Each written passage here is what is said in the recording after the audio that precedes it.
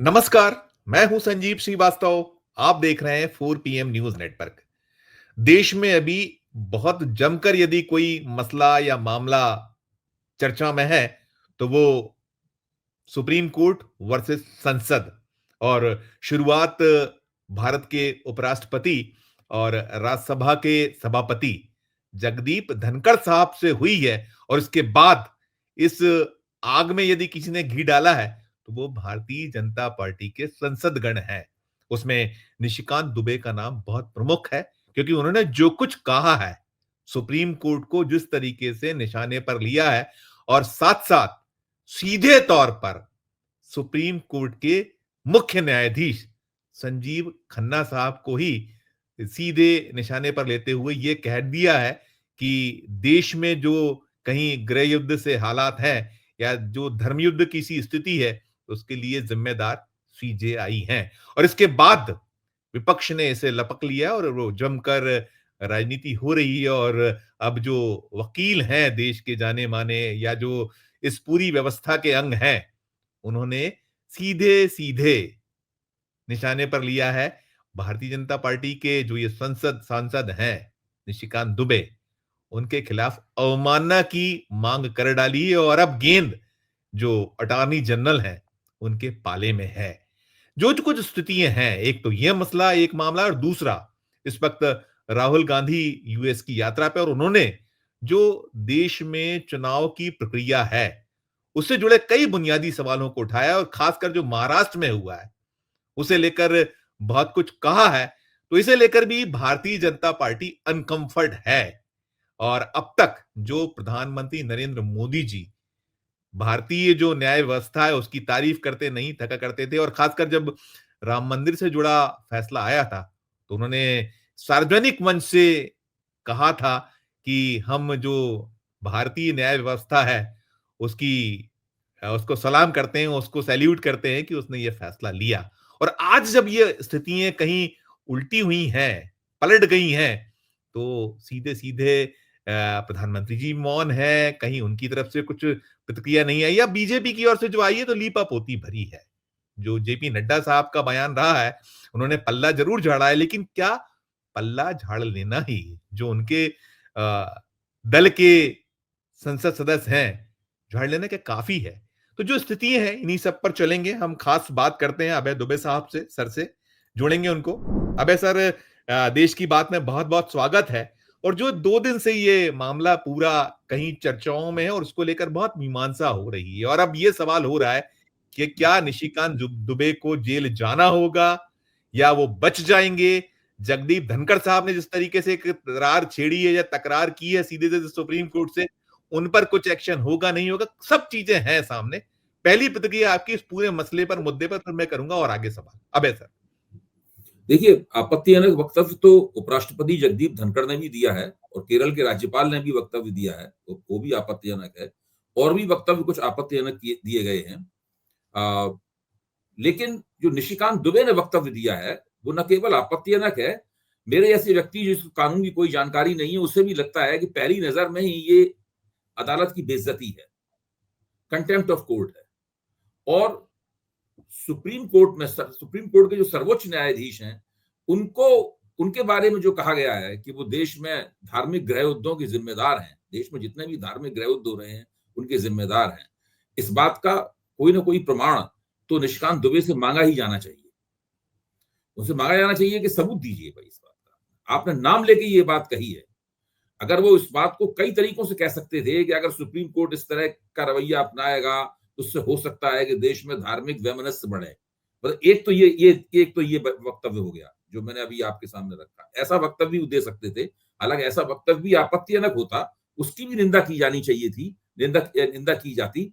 लेकिन ये जो उन्होंने वक्तव्य दिया है तो सीधे सीधे वो तलवार खींचकर भारत के सर्वोच्च न्यायाधीश के ऊपर टूट पड़े हैं और उनके पास अपने इस कृत्य का कोई आधार नहीं है। अगर उनके पास कृत्य का कोई आधार होता तो अभी तक वो आधार निकल कर आ गया होता। जाहिर है कि इस पे बहुत रोष पैदा हुआ है और बहुत से वकीलों ने मांग की है कि उनके खिलाफ अदालत की अवमानना की कार्रवाई की जाए और इसके लिए बाकायदा अर्जियां वगैरह भी दी गई हैं। तो अब सब कुछ सुप्रीम कोर्ट के ऊपर और जस्टिस खन्ना के ऊपर निर्भर है कि वो इस सिलसिले में क्या कदम उठाते हैं। जहां तक अगर मुझसे पूछा जाए कि भाई उन्होंने ऐसा वक्तव्य क्यों दिया है, जी, निशिकांत दुबे कोई मामूली सांसद तो है नहीं, भारतीय जनता पार्टी के प्रमुख सांसद हैं और देश के जो बड़े पूंजीपति घराने हैं उनकी नुमाइंदगी करते हैं भारतीय जनता पार्टी के अंदर। संसद में भारतीय जनता पार्टी उन्हें कई मसलों के ऊपर प्रमुख वक्ता के तौर पर प्रमुख वक्ता के तौर पर पेश करती है। और वो झारखंड मुक्ति मोर्चे के जो नेता हैं और झारखंड के मुख्यमंत्री हैं हेमंत सोरेन, उनकी गिरफ्तारी में उनकी प्रमुख भूमिका रही थी और उस गिरफ्तारी का भारतीय जनता पार्टी को खामियाजा भी उठाना पड़ा था। आदिवासियों की उनके खिलाफ गोलबंदी हो गई थी और भाजपा वो चुनाव हार गई थी। हालांकि एंटी इनकम्बेंसी हेमंत सोरेन के खिलाफ थी। इसके जी, बावजूद भी उस गिरफ्तारी का नतीजा ये निकला कि आदिवासी जनता पूरी तरीके से हेमंत सोरेन के पीछे एकताबद्ध हो गई और भारतीय जनता पार्टी को चुनाव हारना पड़ा। तो निशिकांत दुबे भारतीय जनता पार्टी को सांसद में डालते रहे। उस वक्त भाजपा को लगा था कि हमारी इससे हमें इनकी जो कलाबाजियां हैं, राजनीतिक कलाबाजियां हैं, इनसे हमें लाभ होगा, लेकिन वो लाभ नहीं हुआ। इस बार जो वक्तव्य उन्होंने दिया है, मुझे नहीं लगता कि ये वक्तव्य उन्होंने गुस्से में या उत्तेजना में दे दिया है या वाणी पर नियंत्रण नहीं रहा। बहुत सोच समझकर इस वक्तव्य को दिया गया है और इस वक्तव्य को दिलवाने के पीछे, मैं दिलवाने शब्द का खास तौर से इस्तेमाल कर रहा हूं, एक योजना है।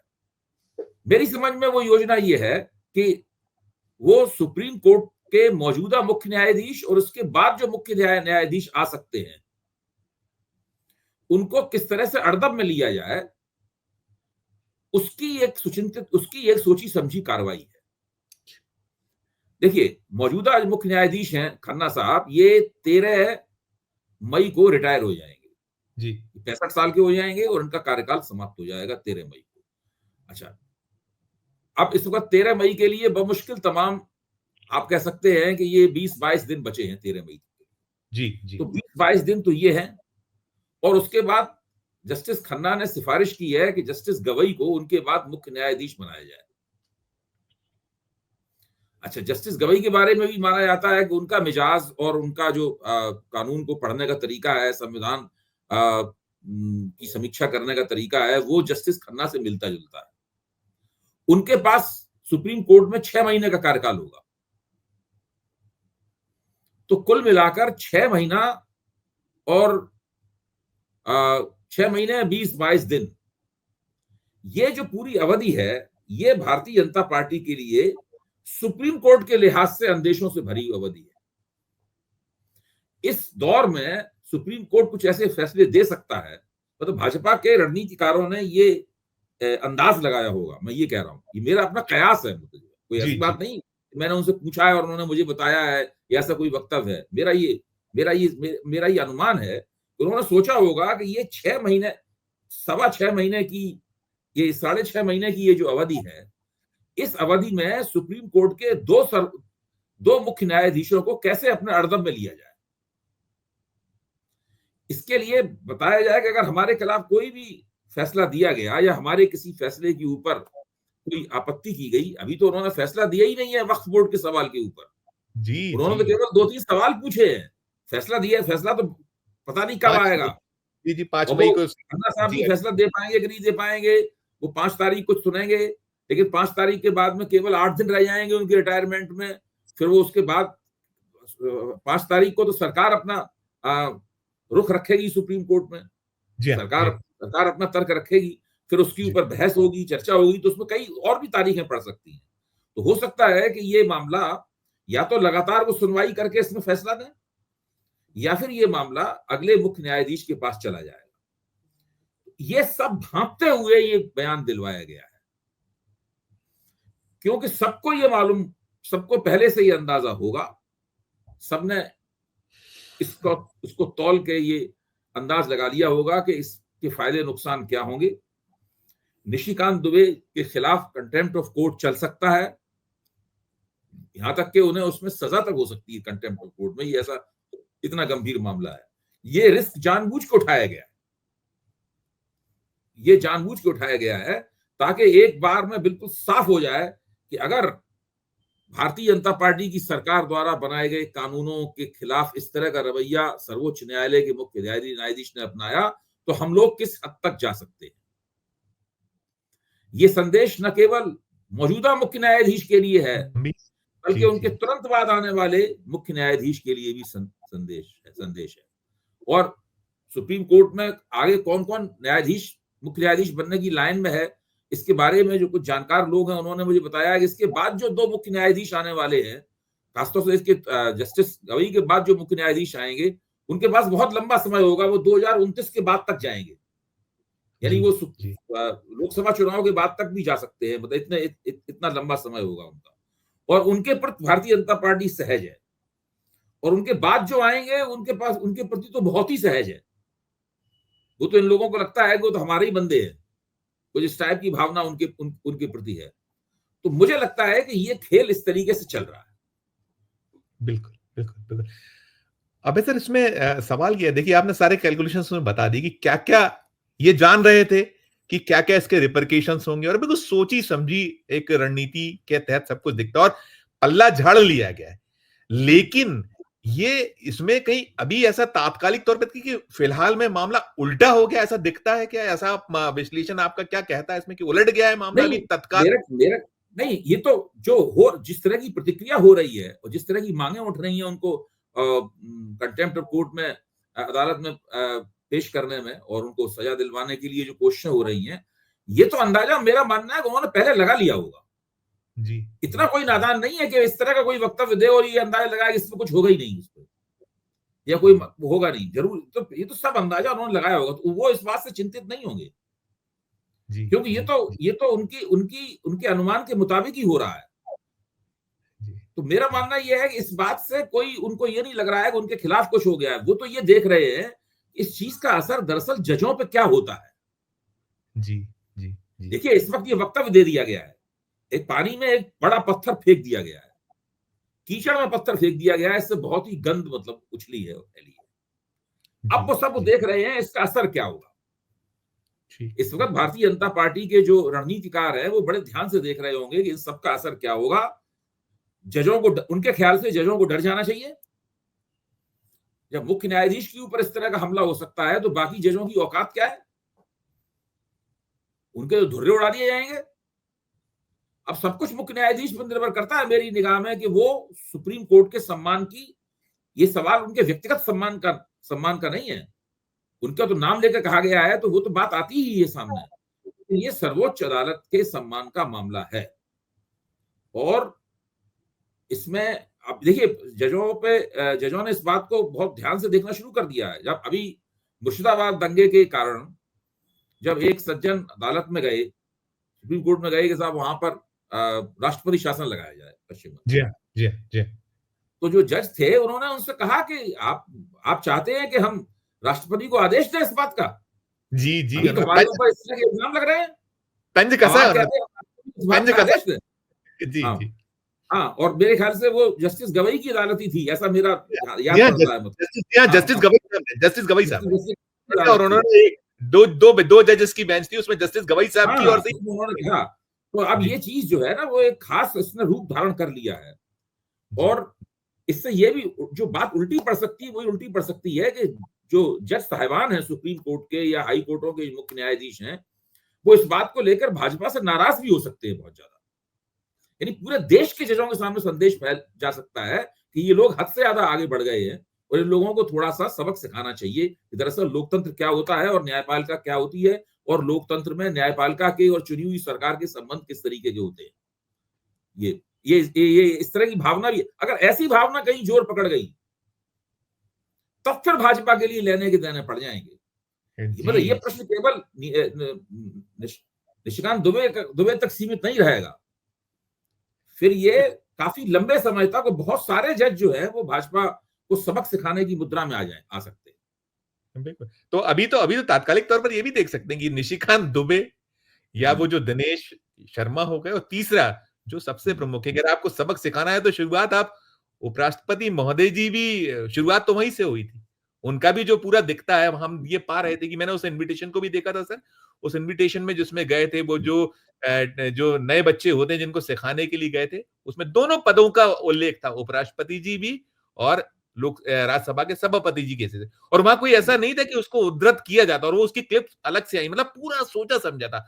तो आप कहीं सबसे पहले निशाना अभी यदि सरकार तो है ही है, आपने जैसा कहा कि जजेस ने यदि गांठ बांध ली तो सरकार को लेने के देने पड़ सकते हैं। बहुत महत्वपूर्ण मामले अभी लंबित हैं सुप्रीम कोर्ट में, हाई कोर्ट्स इसमें में। संजीव जी एक और बात की तरफ ध्यान देना चाहिए जी, कि ये जो उपराष्ट्रपति ने और केरल के राज्यपाल ने और एक और पश्चिम बंगाल के भी एक नेता ने भाजपा के, जी, ये जो जी, कहा है कि भाई संसद पर तो अब ताला मार देना चाहिए क्योंकि अब संसद को क्या जरूरत है, यही लोग सब अपने आदेशों से कर देंगे।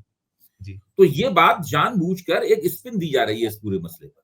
सर, जो तमिलनाडु के राज्यपाल के सवाल पे जो फैसला दिया गया है, वो फैसला तो चुनी हुई सरकारों के पक्ष में है। Exactly, exactly. हाँ, वो उनको फैसला मजबूत, चुनी हुई सरकारों के पक्ष में है। उनको तो ये मजबूत जो कर। राज्यपाल और राष्ट्रपति जो कि सेरेमोनियल पोस्ट है, शोभा प्रतिष्ठा वाले पद हैं, और दरअसल ये सरकार के रबर स्टैंप होते हैं। सरकार जो इन्हें, इनके लिए संविधान में लिखा भी है कि ये मंत्रिमंडल के सलाह और मंत्रिमंडल की सलाह पे काम करेंगे। जी, इनके पास कोई भी विवेकाधीन अधिकार नहीं है। इनके पास जी, इनके पास विवेकाधीन अधिकार ना के बराबर हैं। जी, इन्हें राज्य जो सरकार कहेगी वो इन्हें करना पड़ेगा। तो ये जो, और उन्होंने जो सुप्रीम कोर्ट ने आदेश दिया है, सुप्रीम कोर्ट ने जो फैसला दिया है, उस फैसले से तो जो चुनी हुई सरकार है उसका दर्जा और ऊपर हुआ है। जी, ये माना जी, गया है कि भाई चुनी हुई सरकार की बातों पे आपको 5 साल बाद उसे फिर चुनाव लड़ने के लिए जाना है। तो ये बिल्कुल उल्टी स्पिन दी जा रही है इसके अंदर। और एक व्हाट्सएप यूनिवर्सिटी से एक और ख्याल फैल रहा है। सर, वो ये ख्याल फैल रहा है कि भाई राज्यपाल और राष्ट्रपति तो सर्वोच्च होते हैं, सुप्रीम कोर्ट कौन होता है उनसे कहने वाला कुछ। ये भी गलत बात है। राज्यपाल और राष्ट्रपति के पास कोई अधिकार नहीं है इस तरह का, जबकि सुप्रीम कोर्ट बाकायदा संविधान द्वारा निर्देशित संविधान की समीक्षा करने का अंतिम अधिकार उसी के पास है। अंतिम में सर्वोच्च अधिकार सुप्रीम कोर्ट के पास है, जबकि राष्ट्रपति संविधान की समीक्षा नहीं कर सकता है, राज्यपाल संविधान की समीक्षा नहीं कर सकता, उनके पास इस तरह के कोई अधिकार नहीं है। ये बात भी उल्टी, यहां तक कि वो मलूक नागर साहब हैं जो पूर्व सांसद हैं और आजकल जयंत चौधरी की पार्टी में, एक जमाने में बहुजन समाज पार्टी थे, वो टीवी पे इस बात को कह रहे थे। तो मैंने कहा कि भाई जरा सोच के बोलिए, आप तो सांसद रह चुके हैं। जो राज्यपाल और राष्ट्रपति हैं उनके पास तो इस प्रकार के अधिकार होने का सवाल ही पैदा नहीं होता। बिल्कुल, बिल्कुल। अब सर इसमें इसमें एक चीज़ और भी दिखती है। अब गेंद यदि कहीं पाले में है तो अटॉर्नी जनरल साहब के पाले में है। अटॉर्नी जनरल साहब को, क्योंकि वो भी दोनों, एक तो सरकार के तो हैं ही, वो नुमाइंदा तो सरकार के ही मुख्य तौर पे माना जाता है, तो संवैधानिक वो भी पद है। लेकिन क्या उनका रोल अब प्ले अप होना दिखता है? और दूसरा, जो सुप्रीम कोर्ट सुमोटो, आपको लगता है कि अब जो दिखता है फँसता है, सुमोटो लेना चाहिए उसको देश हित में, क्या आपकी अपनी राय? भाई मेरा तो मानना यह है कि इसमें जस्टिस खन्ना की व्यक्तिगत प्रतिष्ठा भी दांव पे है, लेकिन उससे भी आगे बढ़कर सर्वोच्च न्यायालय की प्रतिष्ठा इसमें दांव पे लगी हुई है। ये उनकी इज्जत हतक हुई है, उनका अपमान हुआ है, सर्वोच्च अदालत का अपमान हुआ है, सर्वोच्च अदालत के मुख्य न्यायाधीश का अपमान हुआ है। अगर इसके ऊपर कानूनी कार्रवाई नहीं हुई, इसके ऊपर कंटेम्प्ट ऑफ कोर्ट नहीं हुआ और कुछ इस तरह की बातें उसकी सजा नहीं दी गई, ऐसी सजा नहीं दी गई इससे दूसरे लोग भी सबक हासिल कर सकें, तो फिर न्यायपालिका की प्रतिष्ठा, उसकी सर्वोच्चता, उसकी गरिमा रह नहीं जाएगी। बिल्कुल, बिल्कुल। अब इधर एक मसला और भी बहुत महत्वपूर्ण है। हम लोग देखते हैं, ये तो है ही, हम संवैधानिक संस्थाओं की बात करते हैं और सुप्रीम कोर्ट पर जो एक ऐसा तीखा हमला और इस तरीके का हमला, और जो चौथी बार के सांसद हैं, वो चौथी बार वो सांसद हैं और उनको सब कुछ रिपरकशंस मालूम है, उनके बिना नहीं हो सकता, सारी चीजें। नहीं, सब दूसरा, जानबूझ के किया गया है, सारा जानबूझ के। अब देखिए जो जगत प्रकाश नड्डा का जो बयान है, उन्होंने हाथ धो लिया इससे। जी, उन्होंने कहा नहीं, हम पार्टी सहमत नहीं है और पार्टी निर्देश दिया है कि इस प्रकार के वक्तव्य न दिए जाए। हम सुप्रीम कोर्ट का सम्मान करते हैं, उसके सुझावों का सम्मान करते हैं, वगैरह वगैरह, ये सब क्या कहने पड़ता है। आपने एक कारण बताओ, नोटिस नहीं दिया उनको जी, है? कायदे से इस सवाल पे तो उनकी सदस्यता निलंबित कर दी जानी चाहिए। कारण बताओ, नोटिस देकर उनकी सदस्यता निलंबित कर दी जानी चाहिए। ये उन्होंने बाकायदा एक बहुत संगीन अपराध किया है, जी, जी, सुप्रीम कोर्ट का खुलेआम अपमान करके एक संगीन अपराध किया है। और टीवी में उनके लगातार इस तरह की तस्वीरें चल रही हैं, ऐसे व्यंग से मुस्कुराते हुए जा रहे हैं अपने अंगरक्षकों के बीच में, जैसे सबको सिगट्टा दिखा रहे, सबको ठेंगा दिखा रहे हो, करते बने कर जी, लीजिए। जी, जी। नहीं, हो सकता प्रधानमंत्री के है बड़े किसी ने वो फाइल फोटो हो सकता है वो तस्वीरें फाइल फोटो है, लेकिन टीवी की तस्वीरें वही दिखाई दिखाई जा हो रही थी। सकता हो सकता है, हो सकता है। नहीं, प्रधानमंत्री के बड़े करीबी, और आपने कहा भी कि ओपनिंग कराती है सरकार उनसे बहुत मामलों में, लोकसभा सरकार में उनसे बहुत। ओपनिंग कराती है, वो भारत की जो बड़ी कॉर्पोरेट पूंजी है, उसके जी, प्रमुख प्रमुख राजनीतिक प्रतिनिधियों में से एक माने जाते हैं। जी, जी, जी, और जी। पूरा झारखंड की राजनीति भाजपा ने उनके हाथ में थमा रखी है। बिल्कुल, बिल्कुल। नहीं, आप सवाल उनकी डिग्री पर भी बहुत सारे हैं, उनको लेकर भी बहुत है, जैसा अब क्या बोला जाए, प्रधानमंत्री जी जिस तरीके से कहीं फँसे हैं, उन पे। बहरहाल, मैं दूसरे उस पे आता हूँ, विषय पर। हम अभी देख रहे हैं राहुल गांधी यूएस की यात्रा पे आए हैं सर, और यूएस की यात्रा के दौरान उन्होंने एक बड़ा मुद्दा ऐसा उठाया है जो महाराष्ट्र चुनाव या चुनाव की जो प्रक्रिया भारत में है, हम संवैधानिक संस्थाओं का जिस तरह के क्षरण हुआ है, बहुत बार-बार बातें होती। यदि उस मंच पर जाके उठाते हैं तो अब उनको ये कह दिएगा कि वो देश के खिलाफ जाकर एक दूसरे मुल्क में जाके ऐसी बातें कर रहे हैं, पुनः वो सारी चीजें उठी। संजीव इस जी, पर सबसे ज्यादा देश विरोधी काम तो निशिकांत दुबे और इन लोगों ने किया है। राहुल गांधी ने क्या किया? राहुल गांधी ने तो वही बात कही है जो बात वो संसद में बोल चुके हैं। राहुल गांधी ने तो वहां ब्राउन यूनिवर्सिटी में वही बात कही है जो बात कांग्रेस प्रस्ताव में पास कर चुकी है। इसमें देश में हम सब लोग न जाने कितनी बार उसके बाद चर्चा करें। मैं अगर जाऊंगा विदेश, मुझे बोलने के लिए कहा जाएगा तो मैं भी यही बोलूंगा।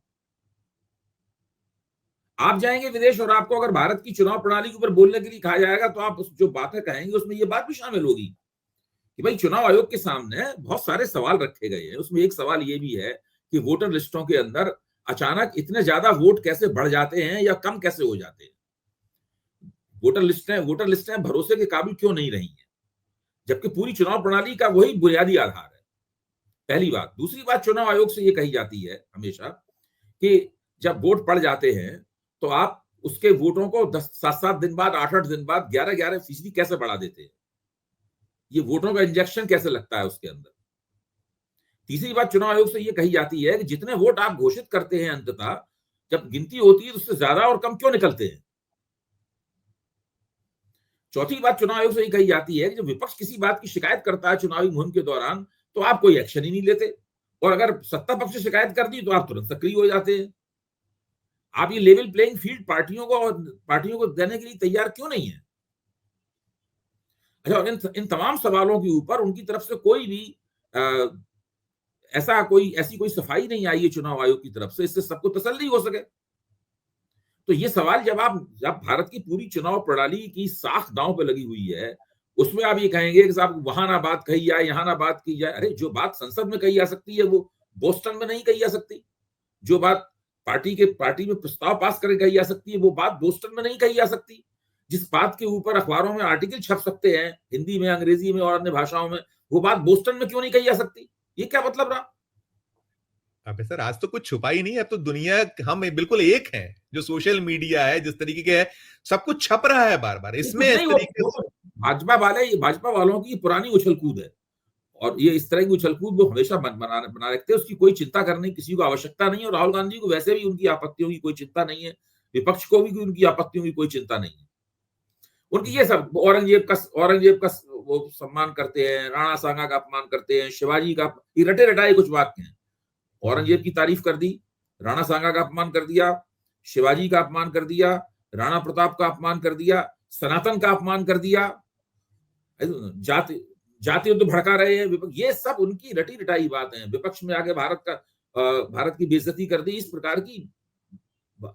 प्रकार की बातें घिसी पिटी बातें हैं, इनकी तरफ ध्यान भी नहीं देना चाहिए अभी। बिल्कुल।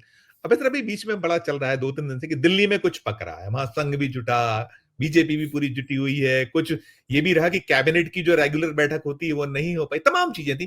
क्या कुछ कुछ सूचना है या पक रहा है जो आपकी तरफ से चीजें हैं, क्या आप देखिए, वहां देख भारतीय रहे हैं? जनता पार्टी और हिंदुत्व की राजनीति जो है वो एक तरह के फ्लक्स में है इस वक्त।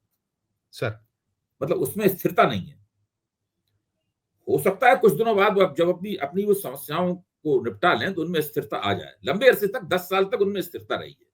जब तक नरेंद्र मोदी का वर्चस्व और प्रभुत्व था, कोई उनके ऊपर उंगली नहीं उठा सकता था, संघ भी दबा हुआ था। 10 साल तक राजनीति पूरी स्थिर रही। सब लोग जानते थे कि निर्णय कहाँ होते हैं, चेन ऑफ कमांड क्या है, वहां निर्णय होगा, लोगों को मानने पड़ेंगे। जो नहीं मानेगा उसको दूध की मक्खी की तरह निकाल के बाहर फेंक दिया जाएगा, या उसकी राजनीति ढक्कन बन जाएगी। आज परिस्थिति 4 जून 2024 को जो नतीजा आया उसके बाद से स्थिति बदल गई। तो अब चीजें जो हैं स्थिरता नहीं है उनके अंदर, वो ऊंच नीच हो रही है उनमें। तो कभी पलड़ा इधर झुक रहा है, कभी पलड़ा उधर झुक रहा है। लगातार रस्साकशी चल रही है संघ के बीच में और भाजपा के बीच में। अध्यक्ष नहीं बना पा रहे, नया अध्यक्ष जी, कौन होगा, जी, नया संगठन कैसा होगा।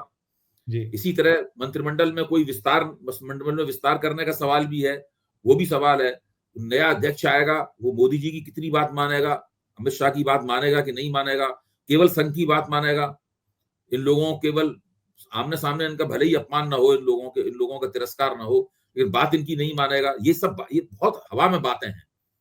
भाजपा के भीतर बहुत सारा भाजपा के भीतर आप लोगों से बात करें, साधारण कार्यकर्ताओं से लेकर मझोले दर्जे के कार्यकर्ताओं तक, नेताओं से बात करें, तो वो सब लोग इस तरह की बातें कर रहे हैं। फिर उत्तर प्रदेश की राजनीति का क्या होगा, वहां पे योगी आदित्यनाथ रहेंगे ही रहेंगे, इसकी भी चर्चा चल रही है। बिल्कुल, तो बिल्कुल। बहुत मैं वही सवाल बहुत करने वाला था कि जी। पर्ची वाले मुख्यमंत्रियों का भी कहीं कोई रिपोर्ट कार्ड क्या कुछ तैयार होने की सूचना है? क्योंकि आ रहा है कि हाँ। कुछ मुख्यमंत्रियों को बदला जा सकता है, जो आपने सेंट्रल की बात की, मिनिस्ट्री में कुछ। तो क्या संघ भारी पड़ रहा है या किस तरीके की आप देख पा रहे हैं वहां क्या? नहीं, संघ तो निश्चित रूप से भारी है। संघ तो, अगर संघ भारी नहीं पड़ रहा होता तो अभी तक तो मोदी जी ने अपनी सारी बातें मनवा दी होती उससे, या पहले तो उनसे बातें मनवाने की परवाह ही नहीं होती थी। भाई नड्डा साहब को क्या संघ से पूछ के बनाया गया था अध्यक्ष?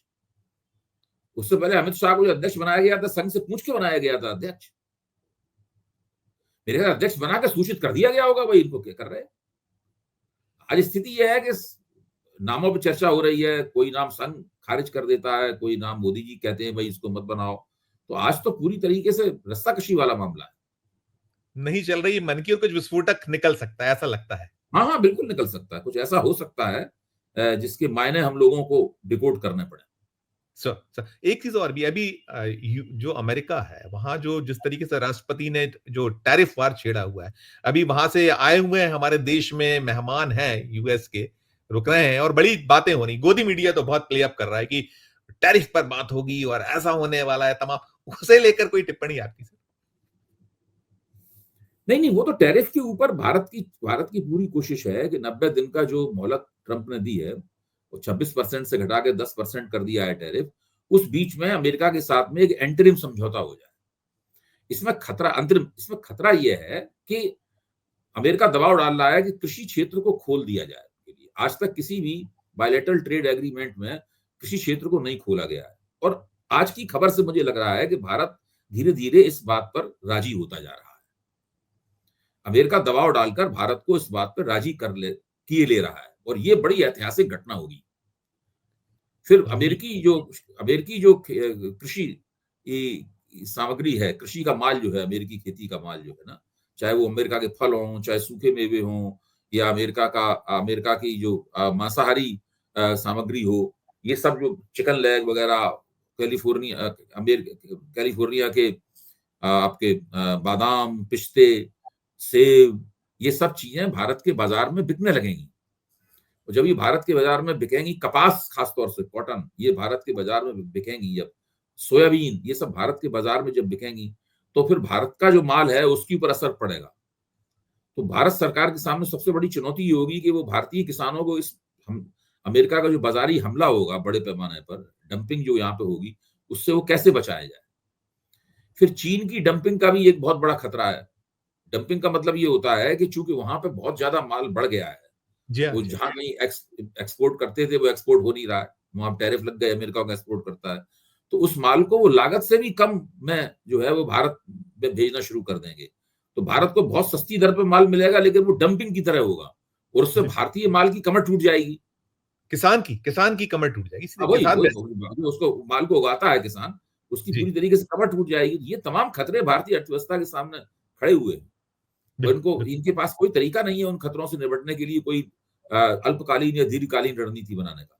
तो बहुत बुरे दिन आ सकते हैं, आ रहे हैं, ऐसा कहीं आप परिलक्षित बिल्कुल, हो रहा बिल्कुल, अर्थव्यवस्था के मामले में तो बहुत बुरी स्थिति है, बहुत है? बुरी जी, स्थिति। जी। अबे तो मैं सम अप यही करना चाहूँगा, जो हम ये बात कर रहे हैं, जिस तरीके से ये जो अ, हुआ है, सुप्रीम कोर्ट वर्सेस संसद हुआ है, या कह लीजिए कि न्यायपालिका वर्सेस विधायिका है। तो इस हुँ, पूरे मसले मामले में अभी जो अगर तात्कालिक तौर पर देखें तो बहुत ज्यादा मुश्किलें बढ़ सकती हैं, मोदी उनकी सरकार की बढ़ने वाली, ऐसा देखते हैं? सम आप यही चाहूंगा। देखिए, सरकार निरंतर मुश्किल में है और जी। सरकार भले ही अभी मुश्किल से कोई हथकंडेबाजी से निकल आया है, लेकिन उसकी छवि तो खराब हो ही रही है लगातार। जी। भाई कोई भी अदालत, कोई भी जो भाजपा और संघ का कार्यकर्ता नहीं है, ऐसे जो करोड़ों लोग हैं, उन लोगों के सामने ये बात आ रही है कि ये सरकारी लोग जो है ना, अदालतों को गालियाँ दे रहे हैं, जजों को गालियाँ दे रहे हैं, झूठ बोल रहे हैं, बातों को तोड़-मरोड़ के पेश कर रहे हैं सब। पूरा इसी तरीके से चल रहा है और जो सरकारी मीडिया है, इसको गोदी मीडिया भी कहा जाता है, वो इनका इनका साथ दे रहा है।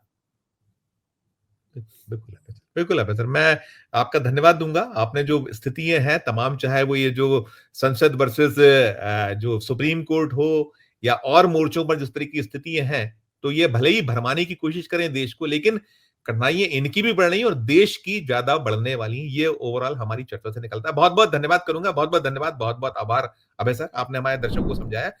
तो ये थे अभय सर, जिन्होंने स्पष्ट कर दिया कि जो स्थितियाँ हैं, ये हुँ। आर्थिक मोर्चे पर भी बहुत कठिनाई भरी हैं और साथ-साथ जो कुछ किया जा रहा है, अभी तो उल्टा हो गया है और कहीं सुप्रीम कोर्ट या जो जजेस की जो आत्मा जागृत हो गई, जिसको लेकर बड़ी बातें लगातार हो रही हैं कि हमें जहां बहुत उम्मीद थी, अभी भी हम कहते हैं कि I will see you in the court, और सुप्रीम कोर्ट पे हमारी बहुत ज्यादा आस्था है और हम उस पे निर्भर हैं, लेकिन उसे जिस तरीके से कहीं कैप्चर करने की कोशिश दिखी है, ये डराने और अभय सर ने जो बताया दहशत या भय पैदा करने की स्थिति कहीं नजर आई है, तो वो दिक्कत भरी तो है। लेकिन कुल मिलाकर लगता यही है कि शायद सुप्रीम कोर्ट संज्ञान लेगा और ये जो एक पूरी की पूरी निरंकुशता की स्थिति है, इससे शायद देश को निजात मिलेगी। इस चर्चा में इतना ही। आपको चर्चा कैसी लगी और इस अभय सर ने जितनी बातें कही हैं, जो सुप्रीम कोर्ट पर दबाव की एक कोशिश हुई है, उस पर भी टिप्पणी कीजिएगा और जो मोदी शाह का खेल है, क्या आप सोचते हैं? उस पे भी अपनी प्रतिक्रिया हमारे इस वीडियो कमेंट बॉक्स में दीजिएगा और अच्छी लगे हमारी चर्चा तो चैनल को लाइक कीजिएगा, सब्सक्राइब कीजिएगा, ज्वाइन का बटन दबाइएगा तो और हमारी हौसला अफजाई होगी। प्यार और उससे बना रखिए और देखते रहिए 4 पीएम न्यूज़ नेटवर्क। धन्यवाद, नमस्कार।